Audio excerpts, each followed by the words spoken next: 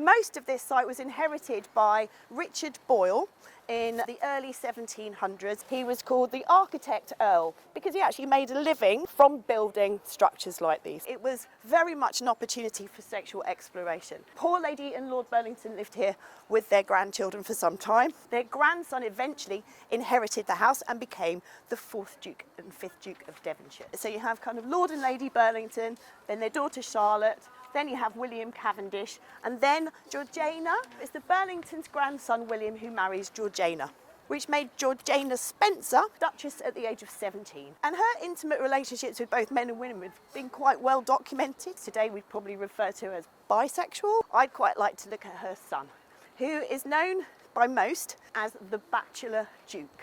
Duke and Duchess come across a young lady called Elizabeth Foster, better known to most as Bess.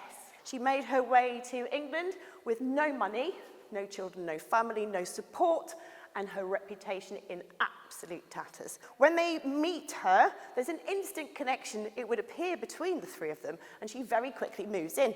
Bess and the Duke began an affair, and they actually had 2 illegitimate children who grew up at Chiswick. So after 16 years of marriage, Georgiana finally gives birth to Hart. So he also obviously grew up surrounded by a mother and father, navigating a relationship with the same woman, with children that clearly belonged to a variety of different individuals. The other individual that grew up here was Rose. She was a self-described tomboy, eventually ended up having a very, very famous affair with none other than Lord Byron, another infamous and well-known bisexual. Some things are said, and he ends up having to leave Britain and go into exile. Reputation, no matter what the reality is, has to be protected at all costs. Marriage was a must for most people.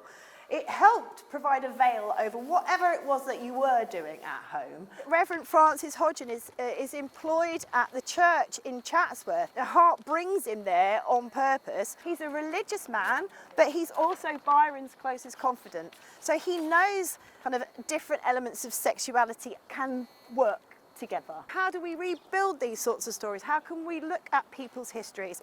And the intersectionality here is important because I've experienced exactly the same sort of difficulties piecing together the histories of people of colour, of different global majorities in this country, as I have with the LGBTQIA+ narrative. So there's an interesting correlation between how difficult it is sometimes.